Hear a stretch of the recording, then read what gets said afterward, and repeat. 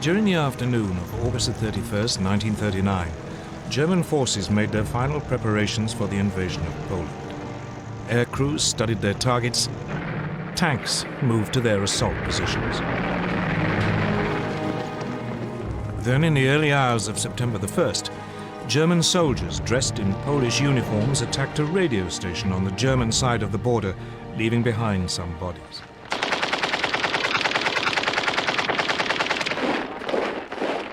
This was the aggression which Hitler later used to justify his attack.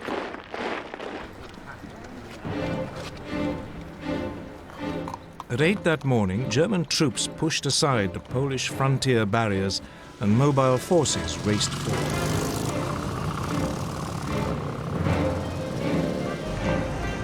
Two days later, on September the 3rd, Britain and France declared war, honoring their promise to stand by Poland. But by then, the Poles were in deep trouble.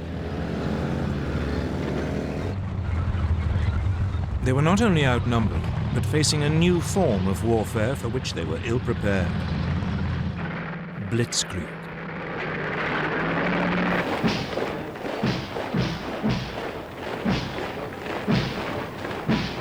In 1939, the German army consisted of 1.5 million men. Its elite were the panzers, tanks, 6 armored divisions and 4 light divisions intended for reconnaissance, a total of 2,400 tanks. These had been designed to break through an enemy's defenses and strike deep, cutting communications and spreading confusion. Enemy strong points would be bypassed, left to the following infantry to mop up.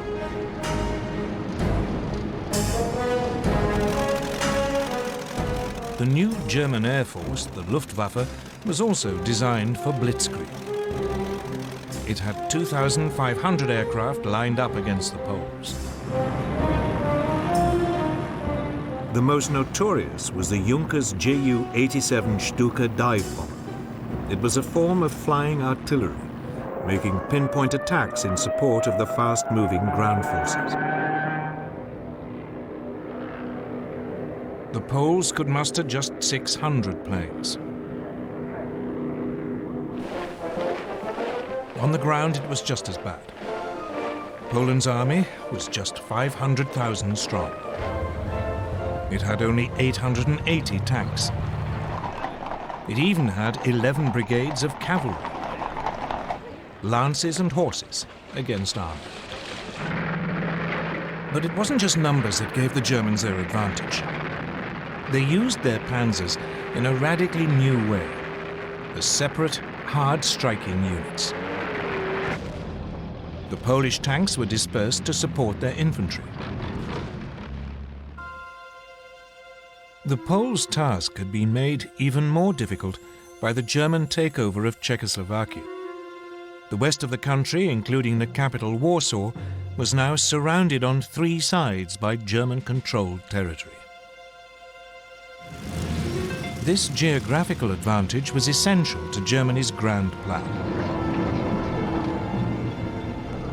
The task of the first thrust of the tanks was to create an initial breakthrough. But actually winning the war depended on deep pincer movements designed to surround and crush the enemy. These would come from Army Group North under General Fedor von Bock. He would launch 2 thrusts from northeast Germany and East Prussia. Army Group South under General Gerd von Rundstedt would launch 2 more from Silesia and Slovakia. The aim would be for the pincers to meet near Warsaw and Brest-Litovsk.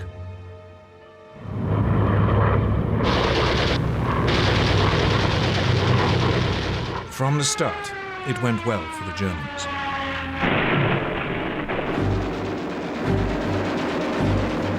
The Polish Air Force was effectively eliminated within the first 2 days.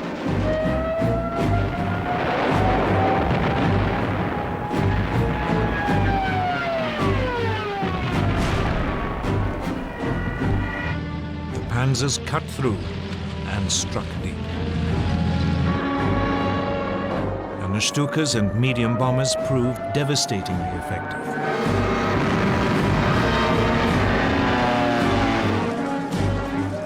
The Poles were sliced apart, pinned into pockets which yielded vast numbers of prisoners.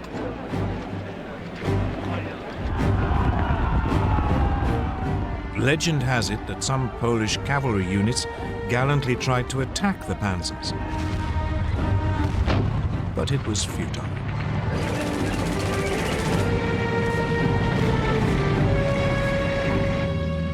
They were just brushed aside. By September the 8th, the inner pincers had met up. German troops were advancing on the outskirts of Warsaw. On September the 17th, the outer pincers met at Brest-Litovsk.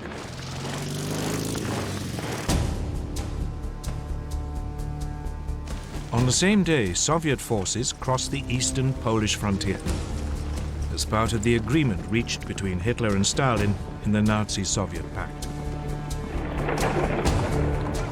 The Polish army was now in full retreat, its government fleeing abroad. Warsaw, however, fought on.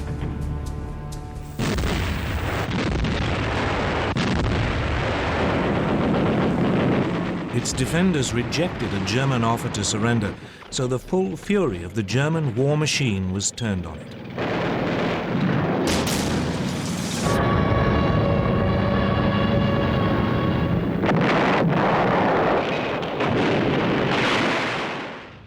Watching it all was Adolf Hitler, who had followed close behind his conquering army.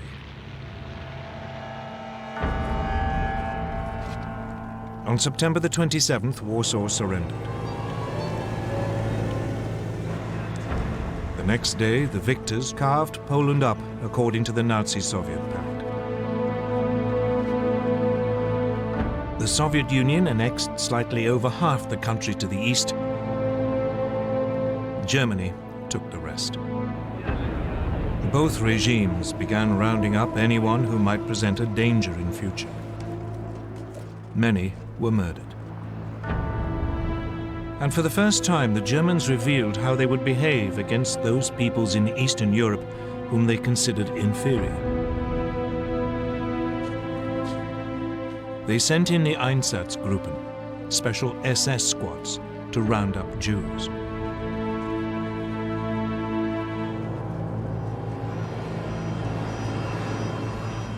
Most were forced into ghettos in the major cities, where they would be starved to death. Others were executed on the spot.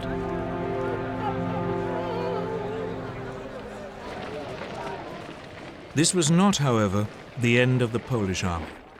More than 50,000 troops escaped and eventually reached France. There, a provisional government had been formed by General Władysław Sikorski. The Poles would fight on bravely from abroad.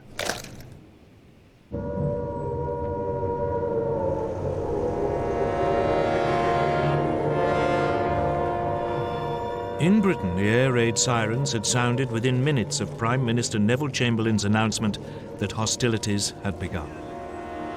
In fact, despite their politicians' guarantees of Polish sovereignty, Britain and France had done very little to help Poland. As Hitler had gambled, they had no idea what to do once they had actually declared war.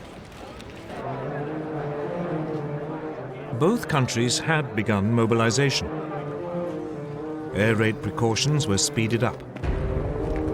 Anti-aircraft guns were placed in major cities. Shelters were erected. Soon, children were being evacuated. Everyone had to carry gas masks, and a blackout was introduced. The British Army began to deploy its 100,000-strong expeditionary force to northern France.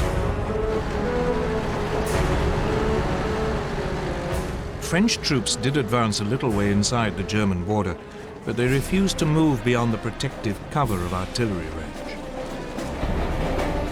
The initiative was still firmly in Hitler's hands. And he at least knew precisely what he was going to do next.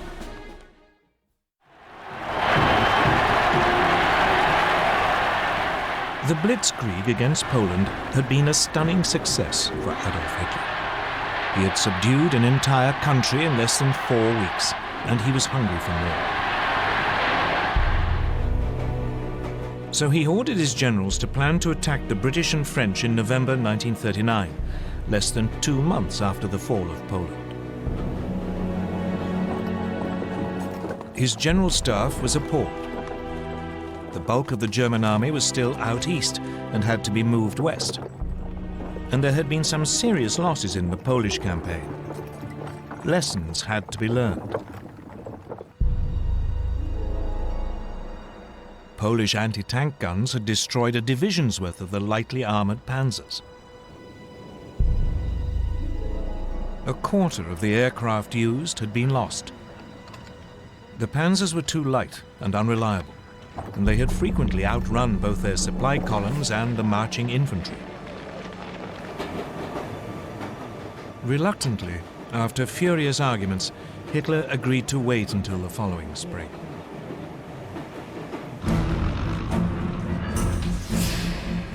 Meanwhile, his enemies were also learning lessons. Britain had thought that bombers would be a key weapon in the coming conflict. But when on September the 4th, Britain's Royal Air Force made a daylight raid on German shipping, 7 of the 30 bombers were shot down. It soon became clear that this wasn't a one-off misfortune. In some raids, over half the aircraft were lost. British bombers just weren't up to the job. So the RAF switched to night raids, and they decided to drop not bombs but leaflets, so as not to provoke retaliation.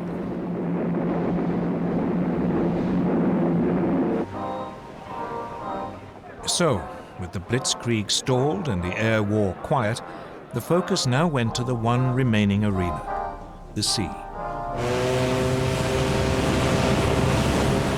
Germany's navy was still in the middle of an ambitious building program that wasn't due to finish until 1948. The commander of its submarine arm, Admiral Karl Dönitz, planned to cut Britain's supply routes across the Atlantic. For this, he wanted 300 ocean-going submarines, but he had just 38. Nevertheless, Dönitz ensured that all available U-boats were at sea on September the 3rd, the first day of the war against Britain. That evening, believing it to be an armed merchant cruiser, U-30 sank the liner Athenia without any warning.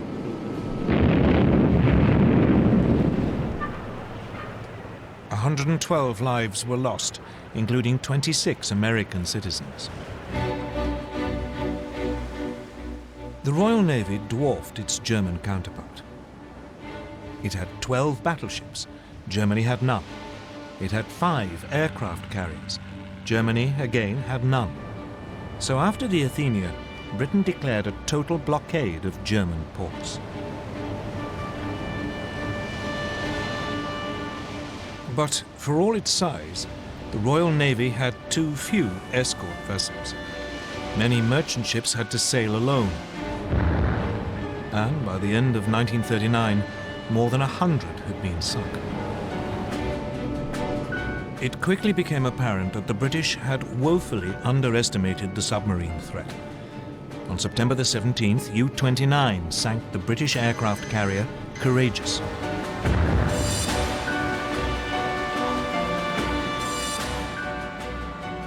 On October the 14th, the battleship Royal Oak was sunk when U-47 slipped through the defences of the British main fleet base at Scapa Flow in the Orkneys. Meanwhile, Germany's small surface fleet had also been unleashed against the sea lanes. In the North Sea, the battle cruisers Scharnhorst and Gneisenau intercepted a convoy on November the 22nd.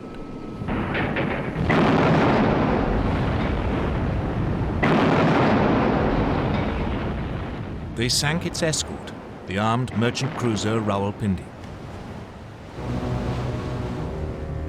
But it was the pocket battleship Graf Spee which caused the greatest problems.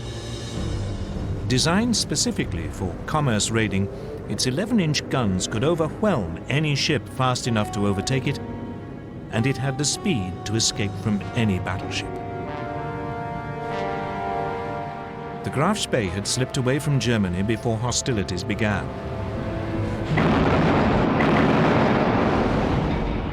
Soon it was cutting loose in the South Atlantic and Indian Oceans.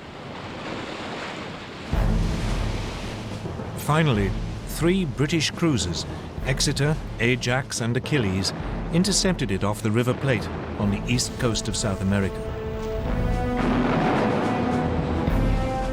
The British ships damaged the pocket battleship so badly that it had to take refuge in the neutral Uruguayan port of Montevideo. The Germans were then fooled into thinking that a more powerful British force had arrived. When the Graf Spee was commanded to leave port, her captain scuttled her rather than risk annihilation.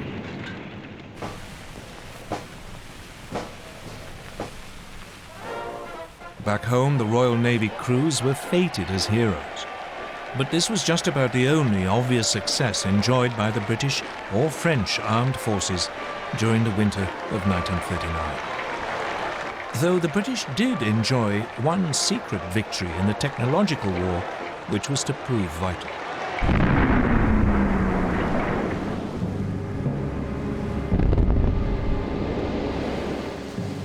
As soon as the war began, Britain began to lose large numbers of ships to German mines. What was so mysterious was that the ships didn't seem to have actually struck them. The mines had simply exploded as the ships passed nearby. Then, on the night of November the 22nd, 1939, a German plane was spotted dropping a mine at low tide in the Thames estuary. Disarmed and rescued from the mud, the mine was found to be set off by the magnetic signature of a ship passing close by. The solution was to reduce a ship's magnetic signature by hanging a copper cable round the hull and then passing an electric current through it, a process called degaussing. Once degaussing was applied to all ships, the danger from the magnetic mine was massively reduced. But otherwise, as 1940 began, the war was quiet.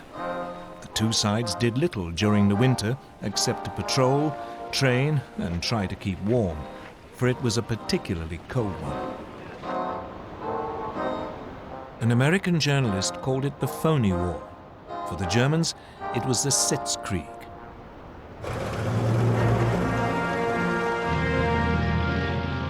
In the spring, the British Expeditionary Force took up its position towards the left of the front on the Belgian border.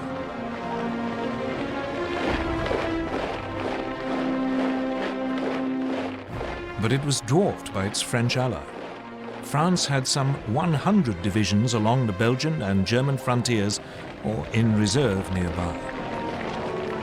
This imbalance meant that the British commander, Lord Gort, had to go along with the ideas of the French general Maurice Gamelin. And these were entirely defensive. French hopes were pinned on the massive ramparts of the Maginot Line. A series of fortifications, it ran from Switzerland to Belgium along the French-German border. The Maginot Line was considered to be completely impassable and would ensure that French territory remained safe. But otherwise, the Allies had no idea of how actually to defeat Germany. Instead, they brought up their forces and prepared for a repeat of World War I. They would blockade Germany to sap its strength, and they would dig in, ready to grind down the assault which they knew must come. None of their commanders seemed to consider that the Germans might have totally different ideas, or that the next moves might come in a completely different arena. Scandinavia.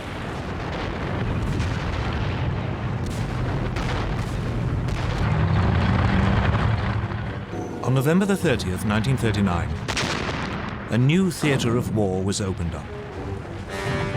The Soviet Union invaded its tiny neighbour, Finland. Finland had only achieved independence from the Russians in 1918 and hated them. Soviet dictator Joseph Stalin was convinced that one day the Finns might allow the Germans in to attack Leningrad and the vital Arctic port of Murmansk.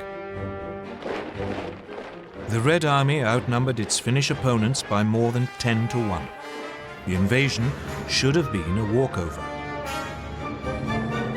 But its leadership had been devastated by Stalin's terrible purges. The Finns were led by General Gustav Mannerheim. He fought back using hit-and-run tactics amid the deep snow, often on skis. The Soviet troops, confused and poorly led, suffered massive losses. Finland's gallant resistance caught the imagination of the British and French. Soon they were planning to send help via Norway and Sweden. The fact that this might suck two neutral countries into the war was ignored.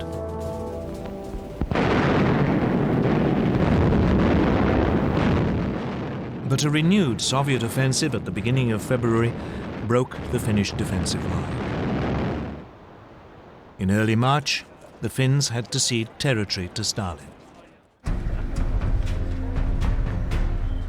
By now, Hitler too had become interested in Scandinavia. The Nazi war machine relied on iron ore from Sweden. In the winter months, the only way it could get to Germany was via the Norwegian port of Narvik. If the Allies landed in Norway, this vital supply could be cut off. So he ordered plans to be prepared for an invasion of Norway. Denmark, which was in the way, would also have to be seized. The Norway theatre heated up on February the 16th, 1940. The British destroyer Cossack boarded the German supply ship Altmark in a Norwegian fjord to release prisoners.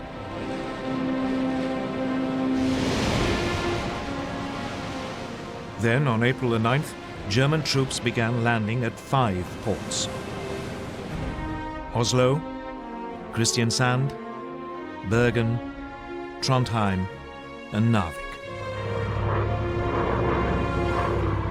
At the same time, men of their newly formed German parachute division seized Stavanger and Oslo airfields. The Norwegian defenders were swiftly overwhelmed, as were the Danes. German forces occupied their country within 24 hours. In Norway, the Germans moved swiftly to link up their beachheads and seize all the major towns. In the air, the Luftwaffe had total control. The Allies now responded. A landing force was dispatched to recapture Narvik. French and Norwegian forces achieved this on May the 28th. But a substantial German force was now approaching. So 6 weeks later, the Allies abandoned Norway to its fate.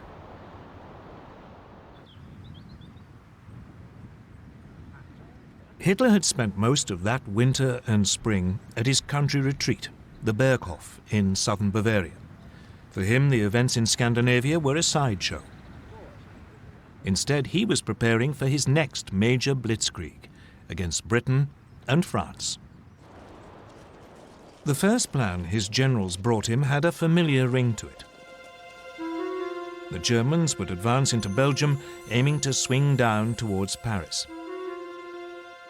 It was a repeat of the Schlieffen Plan, which the Germans had used at the start of World War I. The Allies were expecting this, and their main strategic discussion was how to prepare for it. When the Germans attacked, the Allies planned that their forces west of the Maginot Line would swing forward into Belgium to hold them on the shorter and more defensible line of the rivers Dyle and Meuse.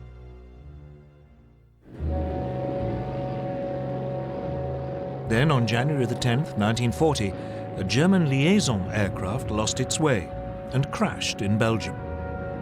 A copy of the German plan was found. This convinced the Allies that their Dyle plan must be right, and they deployed their troops accordingly.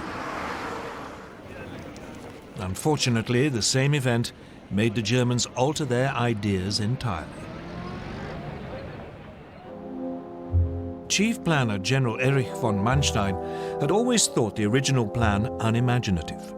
He was worried that the German forces would become bogged down, as in World War I, and that his country would lose a long, drawn-out war. So he proposed to Hitler that the main thrust should be made at the point where the Maginot Line ended, and where the Allies were most vulnerable as their Western armies moved forward. Virtually all Germany's panzers would be gathered opposite the Ardennes in southeast Belgium. The Allies considered this hilly and wooded area almost impassable for tanks. It was, therefore, lightly defended. The plan was to drive deep behind the Allied armies, which would have advanced into Belgium. They could then cut them off, and all the forces sitting in the Maginot Line would be bypassed. It was a high-risk strategy. The German armor could become stuck in the forest, but Hitler loved it. So the German forces were redeployed without the Allies knowing. The Allies, meanwhile, prepared for their long defensive war. In addition to the formidable barrier of the Maginot Line, they had a slight advantage both in manpower, some 110 divisions available against 95 German, and in armor, about 3,000 vehicles against 2,700. The French also had the better tanks. Their 32-ton Char Bay had both 75 and 47mm guns. Its disadvantage was that the main gun was mounted in the hull, and so was difficult to aim. The other gun was in a one-man turret, from which the commander had to control the tank as well as man the gun. In contrast, the newest German design, the 17-ton Panzer Mark IV, had a 75mm gun in a spacious three-man turret, so its crew could work as a team, though only about 100 were available. The other main French tanks also had guns which matched those of their German counterparts, but again the French had the one-man turret. The one area where the Germans had a clear advantage was in the air. The Luftwaffe had 2,000 bombers, the Allies just 800. The Luftwaffe had 4,000 fighters, including the ultra-modern Messerschmitt Bf-109. They faced just 2,500, mainly older aircraft. The Royal Air Force did have about 800 excellent Spitfire and Hurricane fighters, but it was keen to keep them for home defense. But the main difference between the two armies was in philosophy. Everything the Germans did was focused on the possibilities of Blitzkrieg. All their armor was grouped in 10 independent panzer divisions. But the French were preparing for a repeat of the static fighting of World War I. They saw tanks as infantry support and distributed them piecemeal instead of concentrating them. They had noticed the success of Germany's panzers in Poland, so they were assembling 3 armored divisions. But by the start of hostilities, none was fully operational. 2 totally different ways of military thinking were about to go head-to-head. Blitzkrieg against static warfare. the summer of 1940 would soon show which was correct. On May the 10th, 1940, Winston Churchill became Prime Minister of Britain. He couldn't have picked a worse day. That was the day Hitler chose to launch his Blitzkrieg against France and Britain. At dawn, a whole German airborne division parachuted into Holland to seize bridges and airfields. Simultaneously, the massive Belgian fortress of Ardennes was assaulted. Paratroop engineers were dropped on top by swooping German gliders. They swiftly silenced its guns. Meanwhile, the Luftwaffe attacked Dutch and Belgian air bases. Then the frontier barriers were pushed aside. And Hitler's Army Group B, under General Theodor von Bock, now drove into Holland and Belgium.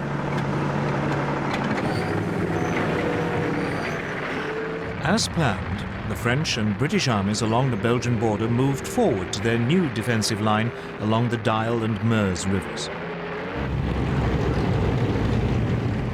But none of the Allied commanders seemed to have noticed that German Army Group A, which had the bulk of the panzers, after brushing aside the Belgian frontier troops, had now begun driving through the hills and woods of the Ardennes to their south.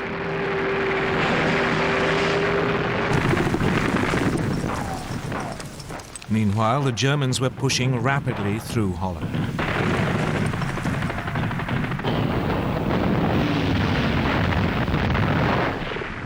The obsolete Dutch army was no match for the highly tuned German war machine. And it was under continual heavy air attack by the Luftwaffe, which roamed the skies unchallenged. On May the 14th, the Germans demanded the surrender of the port of Rotterdam. A large force of bombers took off as the Dutch hesitated. While they were airborne, the Dutch agreed to surrender the city, but apparently a recall message never reached the bombers.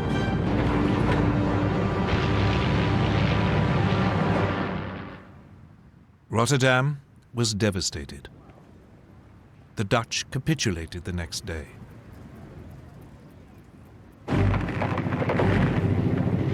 Then came the hammer blow. The thing that British and French planners had thought impossible had happened. German panzers were through the Ardennes and had reached the Meuse by the evening of May the 12th.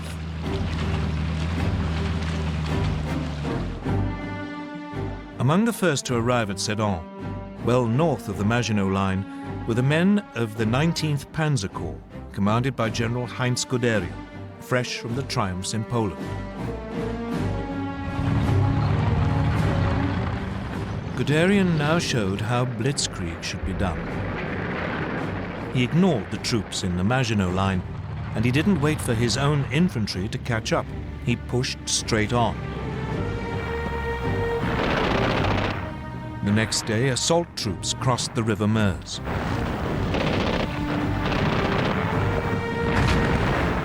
Engineers began building bridges for the armor while under heavy French fire.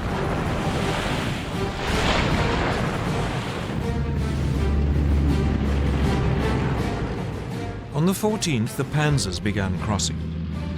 That evening, Guderian's bridgehead was 8 miles deep. The French troops, stuck in the Maginot Line, were too immobile to intervene. Allied bombers made despairing attempts to destroy the German bridges.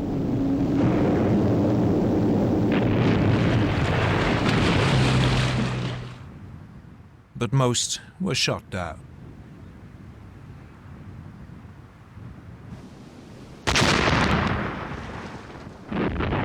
All the while, German artillery pounded the French defenses while the Stukas screamed in.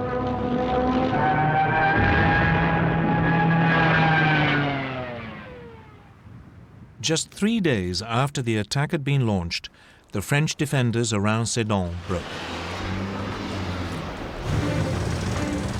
Guderian's panzers began racing westwards.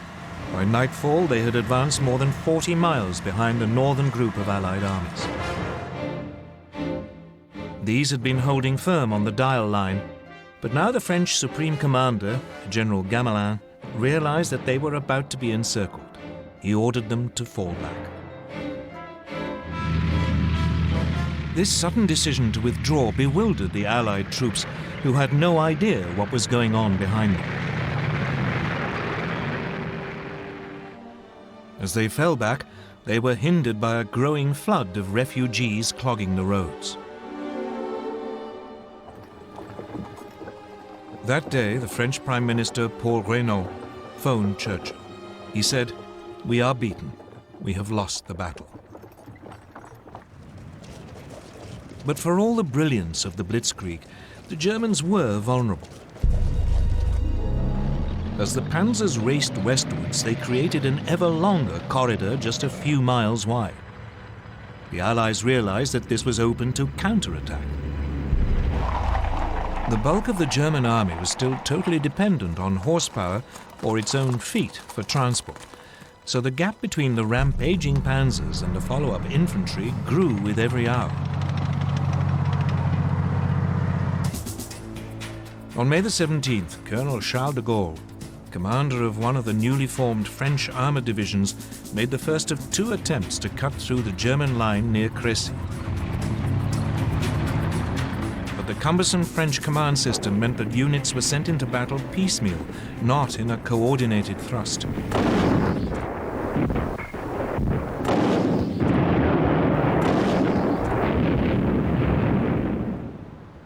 The Germans had little difficulty warding off both attacks, inflicting heavy casualties.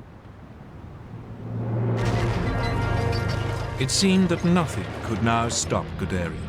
He plunged on, further and further into France. By the 19th, his lead units were past Péronne.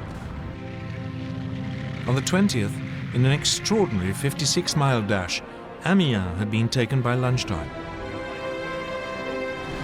Abbeville, just 14 miles from the English Channel, was seized by 9 that evening.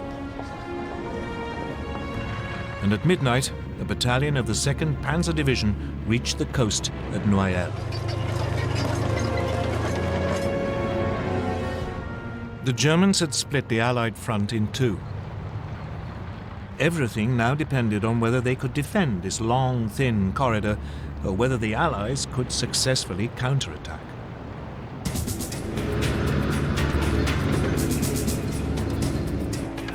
So now the British got ready to break the German lines.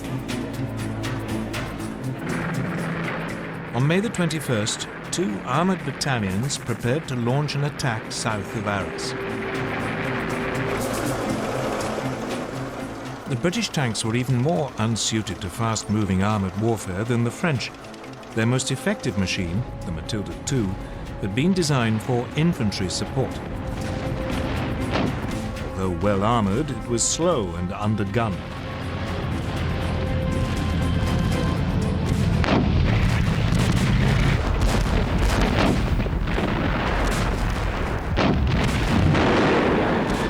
The Germans had little trouble in repulsing the attack.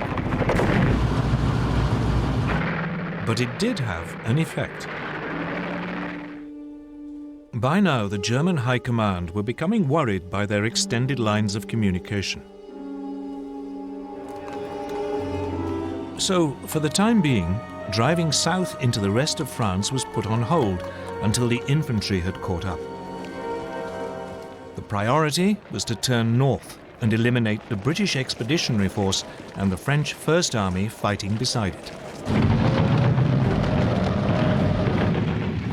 On May the 22nd, Guderian and the panzers began their attack to destroy the Allied armies. These were now pulling back to the ports of Boulogne, Calais and Dunkirk, but they were trapped. On May the 23rd, General Alan Brooke, commander of British II Corps, wrote, "Nothing but a miracle can save the British Expeditionary Force." 2 days later, the Germans seized Boulogne.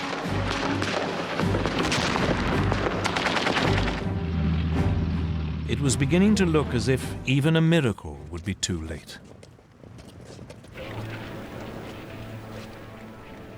May the 25th, 1940. The situation of the British Expeditionary Force and the French First Army was desperate. The port of Boulogne had been overrun. German troops had isolated Calais. The British were being forced back to the port of Dunkirk. Lord Gort, the British commander, advised his government that the only hope of saving even a fraction of his troops was to organize an evacuation by sea. But as the dive bombers screamed down and the panzers were poised for the final assault, evacuation seemed a forlorn hope. The British anticipated that Dunkirk would be overrun within a day. But unknown to the British, Hitler and the German High Command had made a decision which was to save them from total annihilation.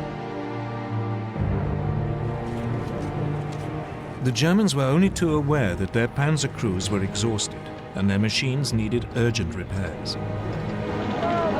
Those attacks by de Gaulle and the British may have failed, but they have shown very clearly how vulnerable the German lines of communication were. This was the great weakness of Blitzkrieg. So the High Command made a fateful decision. It decided to stop the panzers' advance to save them from further damage and wait for the infantry to come up. Only then would the Allied pocket around Dunkirk be eliminated. So the Blitzkrieg was halted and the panzers lay idle. They would not advance for 2 days, just enough to buy the British in particular a little time to prepare.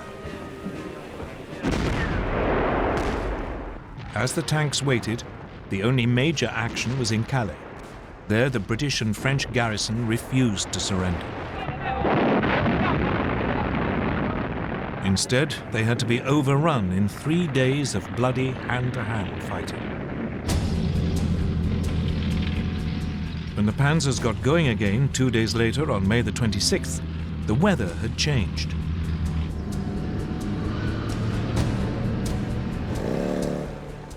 The Germans became bogged down in the heavy rain, again giving the Allies more time. So it was that at 7:57 p.m. on May the 26th, Vice Admiral Bertram Ramsay, flag officer commanding Dover, received a signal that he was to put Operation Dynamo into action. Operation Dynamo was a plan to withdraw the British Expeditionary Force by sea. He had prepared it more in hope than expectation that it could ever be used. The following day, a makeshift fleet of destroyers, tugs, and passenger ferries crossed the English Channel. But by the end of the day, less than 8,000 of the over 300,000 troops at Dunkirk had been rescued.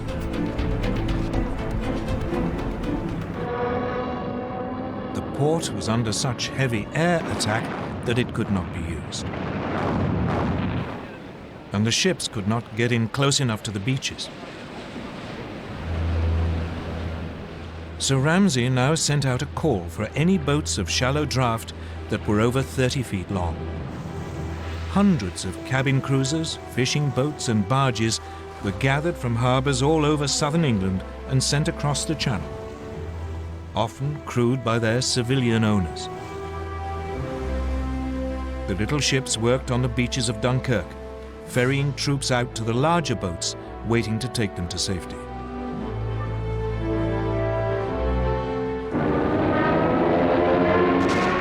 All the time they were under constant air attack. The British Air Force threw every fighter it possessed into the battle to drive the Luftwaffe off.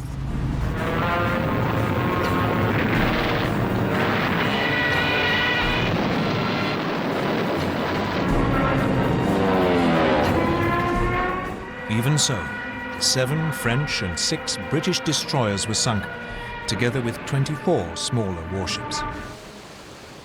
A quarter of the 665 small boats never got home.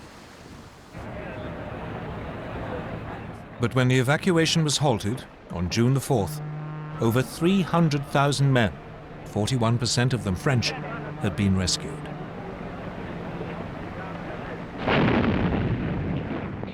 None of this would have been possible without the heroism of the French army. It played a vital role in slowing down the German advance.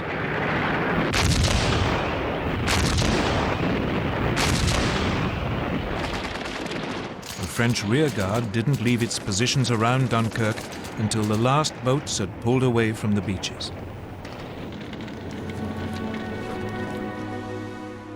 One British officer compared them to the last stand of the Spartans at Thermopylae.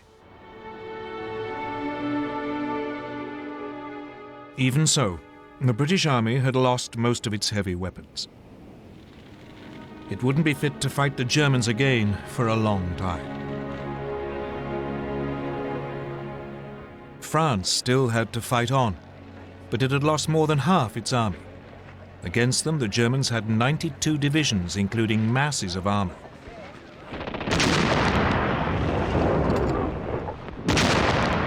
At 4 in the morning of June the 5th, a short bombardment began the final destruction of France.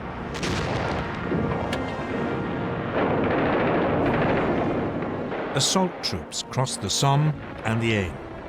At first, the French resistance was fierce, and the Germans struggled to break out of their bridgeheads. But, once again, the Luftwaffe helped crush the defenses. Soon the panzers were pushing south, and the trickle of surrendering French troops turned into a flood. By the 9th, the panzers had reached the River Seine, and the infantry were only a few hours behind. Once across the river, the Germans fanned out into the interior of the country. On the 14th, the German army marched into Paris.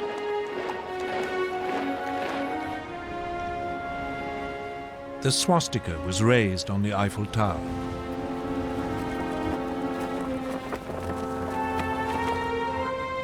Hitler had secured the prize which had eluded the Kaiser in 1914. The Parisians could only watch in stunned horror.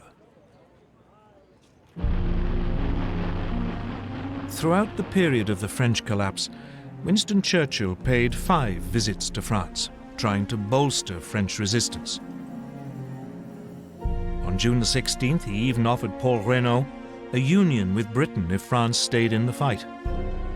But it was too late. Reynaud's cabinet rejected the proposal, and the Prime Minister resigned that evening. He was succeeded by Marshal Philippe Pétain, who immediately asked the Germans for an armistice.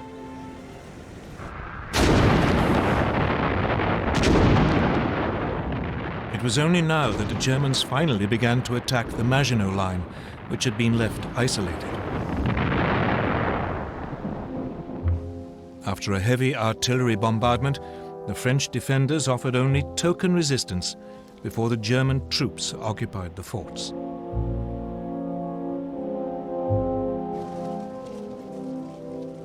On June the 21st, Hitler went to Compiègne, where the railway carriage in which the Germans had signed the armistice in 1918 was kept. As a French delegation entered the carriage, he handed them his terms and then left. The French insisted on consulting their government, but the next day they were told that if they didn't sign immediately, the panzers would roll again. They signed, and the humiliation of France was complete.